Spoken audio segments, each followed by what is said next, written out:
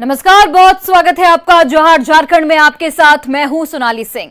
यूं तो झारखंड में नक्सलियों का सबसे बड़ा ठिकाना रहा बूढ़ा पहाड़ अब नक्सल मुक्त हो चुका है, लेकिन सुरक्षा बलों का सर्च ऑपरेशन अभी भी जारी है, जिसमें रविवार को तबाही का जो जखीरा मिला उसे देख जवानों और अधिकारियों के होश उड़ गए।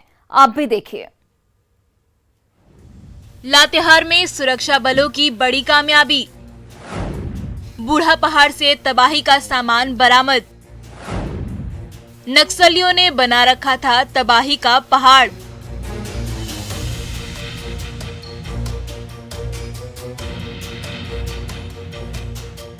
जमीन पर पड़े इन गैस सिलेंडर को जरा ध्यान से देखिए और गिनते जाइए।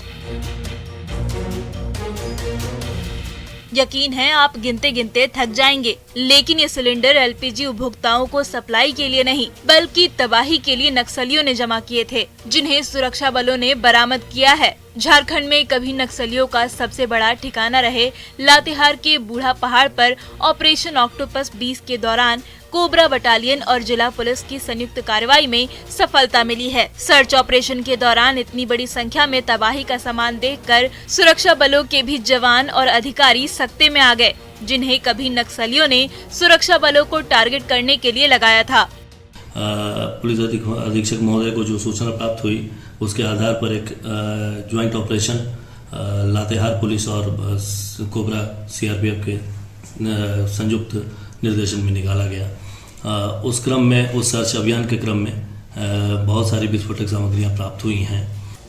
बूढ़ा पहाड़ पर बंकर से तबाही का जो सामान बरामद किया गया उसमें 10-10 किलो के 17 ऐसे आईईडी शक्तिशाली बम हैं, जो धमाके से इलाके को दहलाने के लिए तैयार थे, जबकि 74 ऐसे सिलेंडर हैं जिन्हें बम बनाने के लिए इस्तेमाल किया जाना था, जबकि 2 से 3 किलो के 19 tiffin bomb, 9 series bomb, 12 pressure bomb, 3 से 5 किलो का check valve, 7 kilo wire, 200 metre तार, 68 इलेक्ट्रॉनिक डेटोनेटर, 400 मीटर साधारण तार, एक drill machine, 8 electronic switch, battery की 10 क्लिप, नक्सलियों के 2 बैनर और भारी मात्रा में नक्सलियों के द्वारा जंगल में इस्तेमाल की जाने वाली दवा बरामद की गई, जो दिखाती है कि नक्सलियों ने कैसे बूढ़ा पहाड़ के कदम कदम पर तबाही के तार बिछा रखे थे। Bureau report, news 18। साहिबगंज में बड़हरवा थाना क्षेत्र के फुटानी मोड़ पर चाय और फल की दुकान पर अचानक आग लगने से अफरा तफरी का माहौल बन गया। चंद मिनट में ही पूरी दुकान जलकर खाक हो गई। गनीमत ये रही कि इस घटना में किसी की जान नहीं गई। हालांकि दुकान में रखे लाखों रुपए के फल जल जाने से दुकानदार को भारी नुकसान पहुंचा है। स्थानीय लोगों ने शॉर्ट सर्किट से आग लगने की आशंका जताई है। तस्वीरें आप देखिए, जहां पर फल की दुकान में अचानक आग लग जाती है। हालांकि ग्रामीणों की सूझबूझ से आग पर काबू पा लिया गया, लेकिन आग लगने से वहां पर अफरा तफरी का माहौल बन गया और जो दुकानदार है उसे लाखों का नुकसान हो चुका है।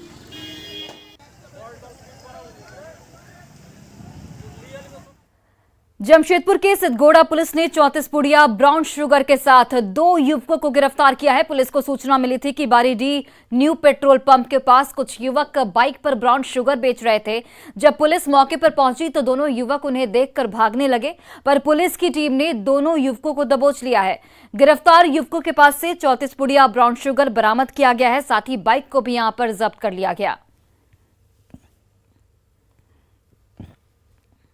छापामारी क्रम में उन दोनों व्यक्ति ने भागने का प्रयास किया, परंतु पुलिस की मुस्तैदी के कारण दोनों व्यक्तियों को पकड़ लिया गया। पूछताछ करने और तलाशी लेने पर उन दोनों व्यक्तियों के पास से 34 कागज के पुड़िये में लिपटा हुआ ब्राउन शुगर की जब्ती की गई और जिस बाइक से लोग बेच रहे थे उस बाइक की भी जब्ती की गई है। लातेहार में मालूमात की वरिष्ठ पत्रकार जावेद अख्तर पर अज्ञात अपराधियों ने फायरिंग कर दी और फरार हो गए। गनीमत ये रही कि पत्रकार बाल बाल बच गए। बताया जा रहा है कि पत्रकार ढाबा में बैठकर अपने दोस्तों के साथ चाय पी रहे थे और इसी दौरान एक शख्स ने आकर उनका नाम पूछा और गोली दाग दी। हालांकि उनके कान के बगल से गुजर गई गोली। घटना की सूचना पाकर मालूमात पुलिस मौके पर पहुंची और मामले की छानबीन में जुट गई है। छानबीन के दौरान घटनास्थल पर एक खोखा और चलाई गई गोली के निशान पाए गए हैं। पुलिस ने जल्द ही मामले का खुलासा करके आरोपियों की गिरफ्तारी की बात कही है।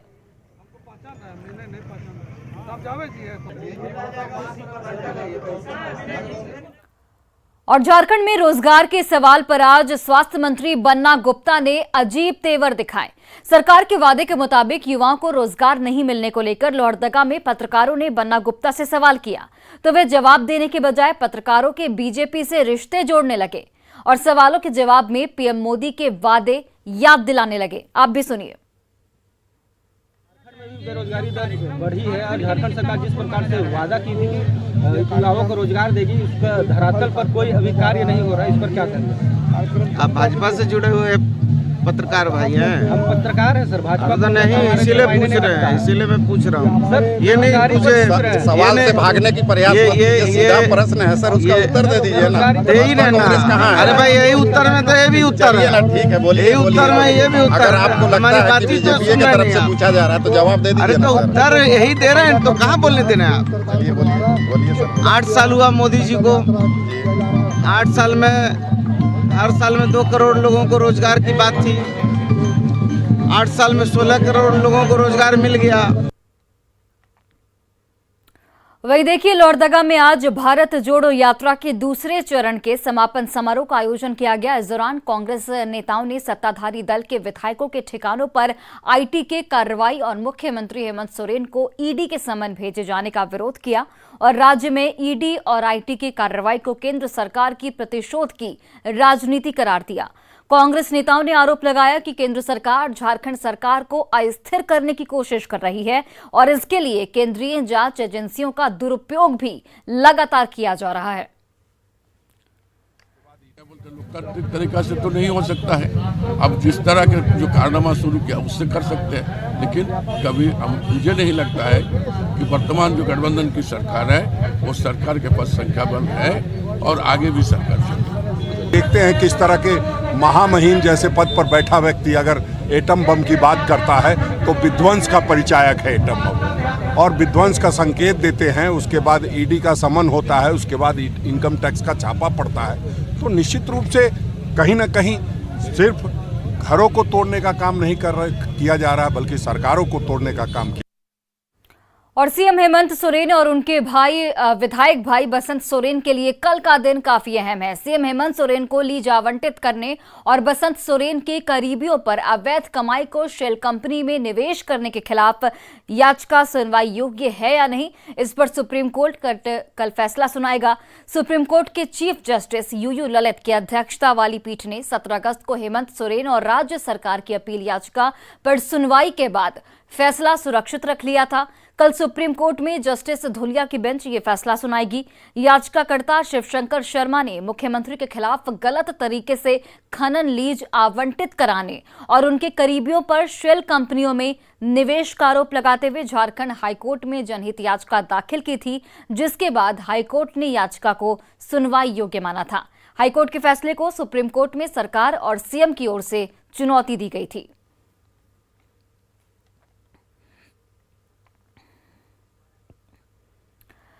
धनबाद के बैंक मोड़ के मुथूट फाइनेंस में हुए पुलिस एनकाउंटर का मामला अब कोर्ट तक पहुंच गया है। एनकाउंटर में मारे गए शुभम कुमार की मां ने हाई कोर्ट में याचिका दायर कर घटना की स्वतंत्र एजेंसी से जांच कराने की मांग की है। आपको बताते चले कि 6 सितंबर को मुथूट फाइनेंस के कार्यालय में लूट की कोशिश के दौरान पुलिस फायरिंग में एक युवक की मौत हो गई थी। बाद में डीजीपी ने एनकाउंटर करने वाले पीके सिंह और उनकी टीम को सम्मानित किया था, पर मृतक की मां ने एनकाउंटर को फर्जी बताते हुए न्याय की मांग की है। पुलिस ही जो है आरोपियों को अपराधी मान के सजा देने लगे, खुद ही जज बन जाए, खुद ही अभियोजन बन जाए, तो देश की न्यायिक व्यवस्था और न्यायालय का कोई औचित्य नहीं रह जाएगा। इस तरह के पुलिस कर्मियों, पुलिस पदाधिकारियों के खिलाफ एक कठोर कदम उठाने, कठोर आदेश की जरूरत है। इसीलिए हम लोगों ने उच्च न्यायालय में ये मामले को दायर किया है। धनबाद के बीसीसीएल ब्लॉक 2 एरिया में हैवी ब्लास्टिंग से एक घर क्षतिग्रस्त हो गया, जिससे लोग आक्रोशित हो गए और बीसीसीएल के काम में लोग गाड़ियों को रोक दिया। वहीं बीसीसीएल के अधिकारी ब्लास्टिंग में हुए नुकसान की भरपाई करने की बात कह रहे हैं।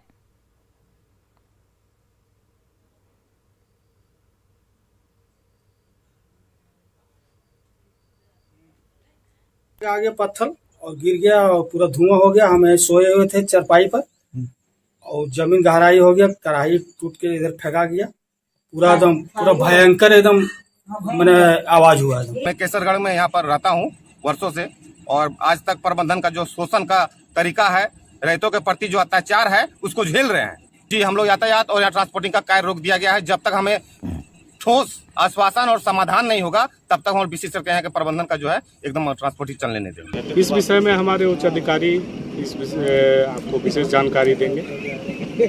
फिलहाल क्या आश्वासन मिल रहा है? फिलहाल ये है कि हमारे उच्च अधिकारी लोगों ने आश्वासन दिया है कि कल सुबह में वार्ता होगी और उनका जो भी नुकसान हुआ है, जो भी है, उनका भरपाई कर दिया जाएगा। स्पेशल सीट वगैरह जो भी है उसको ठीक कर दिया जाएगा। और झारखंड में कांग्रेस के 2 विधायकों और उनके करीबियों के ठिकानों पर आयकर विभाग की 2 दिनों तक चली कार्रवाई खत्म हो चुकी है, लेकिन अब उस पर सियासत भी तेज हो गई है। सत्ताधारी दल के नेताओं ने अब इनकम टैक्स के बहाने बीजेपी पर निशाना साधना शुरू कर दिया है। इस रिपोर्ट को देखिए।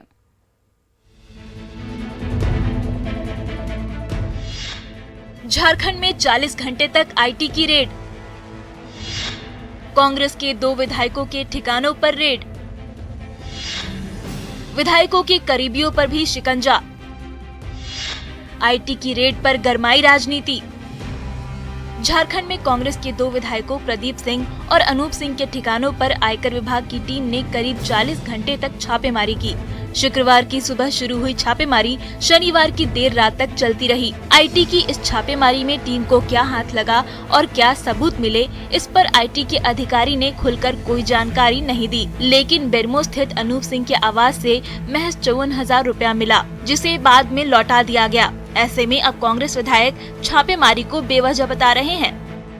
ये रेड कहीं ना कहीं पॉलिटिकली मोटिवेटेड है।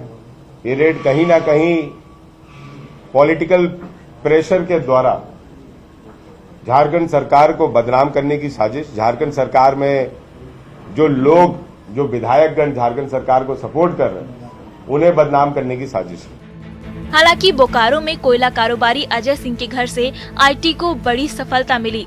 घर से जब्त पैसे को बक्से में भरकर कैश वैन से ले जाया गया, लेकिन ये राशि कितनी थी, इसका खुलासा होना अभी बाकी है। वहीं कांग्रेस के 2 विधायकों के घर 2 दिनों तक इनकम टैक्स की कार्रवाई में भले ही जांच एजेंसी को कुछ खास हासिल नहीं हुआ, लेकिन राजनीति खूब परवान चढ़ी। इस कार्रवाई के विरोध में खुलकर सड़कों पर प्रदर्शन किया और इनकम टैक्स की कार्रवाई को अब सार्वजनिक करने की मांग उठने लगी है। इनकम टैक्स टीम को अब यह बताना चाहिए कि कांग्रेस के दोनों विधायकों के घर पे जो 2 दिनों तक रेड डाला है इन लोगों ने, उसके बाद उसका फलाफल क्या मिला है। तो स्वाभाविक तौर पे क्या उन्हें दस्तावेज उपलब्ध हुए हैं, क्या दस्तावेज वो देखे हैं। आईटी की छापेमारी के पहले दिन से ही सीएम हेमंत सोरेन से लेकर सत्ताधारी दल के तमाम नेताओं ने कार्रवाई पर सवाल उठाना शुरू किया और अधिकारियों के द्वारा बीजेपी का स्टिकर लगी गाड़ी के इस्तेमाल पर खुलकर निशाना साधा, जिसके जवाब में अब बीजेपी ने सफाई दी है। संवैधानिक संस्था पर आप उंगली उठा रहे हैं बिना कोई जांच पड़ताल किए, बिना कोई फैक्ट को जाने। ये बहुत दुर्भाग्य की बात है। माननीय मुख्यमंत्री जी, भारतीय जनता पार्टी मांग करती है कि आप सार्वजनिक रूप पर आप अपने बयान पर आप माफी मांगिए। जाहिर है 2 दिनों तक चली आईटी की रेड भले ही खत्म हो गई है, लेकिन झारखंड में नई सियासी जंग तेज हो गई है। यानी आने वाले दिनों में विरोधी बीजेपी और सत्ताधारी जेएमएम कांग्रेस के बीच जुबानी जंग और भी तेज होगी, जिसकी शुरुआत बीजेपी की ओर से राज्य सरकार के खिलाफ आंदोलन से हो गई है। Bureau report, news 18। और रांची के लोगों को अब आर्थोपेडिक की सर्जरी कराने के लिए दूसरे प्रदेशों में नहीं जाना पड़ेगा, क्योंकि अब रोबोटिक नी रिप्लेसमेंट की सुविधा रांची में ही उपलब्ध हो गई है। बता दें कि ये पूर्वी उत्तर भारत के अस्पतालों में ऐसी पहली अत्याधुनिक सुविधा उपलब्ध कराई गई है।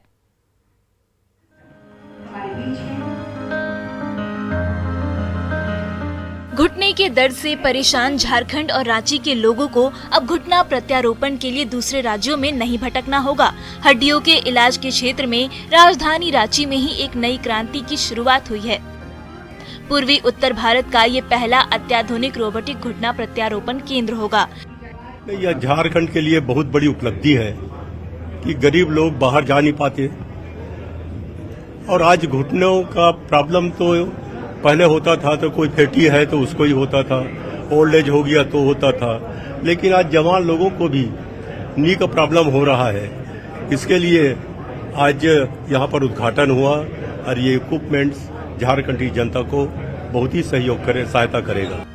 रोबोटिक प्रणाली से घुटना प्रत्यारोपण में मानवीय चूक की संभावना नहीं होती और ऑर्थोपेडिक के क्षेत्र में और नी रिप्लेसमेंट में ये क्रांतिकारी परिवर्तन है। भागदौड़ की आधुनिक जीवन शैली में खान पान और लाइफस्टाइल की वजह से घुटनों की समस्या आम बात हो गई है।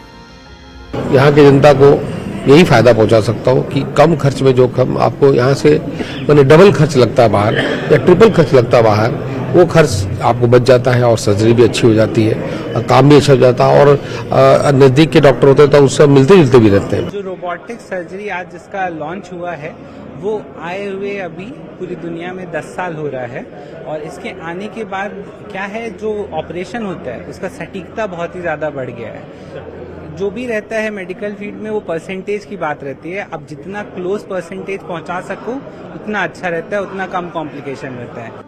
रोबोटिक सर्जरी पूरे पैर के सीटी स्कैन पर आधारित होती है। रोबोटिक सर्जरी में मरीज के शरीर में डाले गए एक विशेष कैमरे के माध्यम से ऑपरेटिव क्षेत्र का 3 डिग्री इमेज प्राप्त किया जाता है, फिर वहां रोबोट की सहायता से पहुंचा जाता है। ऐसे में उम्मीद है कि ये कदम modern medical science research centre में एक मील का पत्थर साबित होगा। ओम प्रकाश, न्यूज़ 18, रांची। और चलिए अब देखते हैं झारखंड 2020।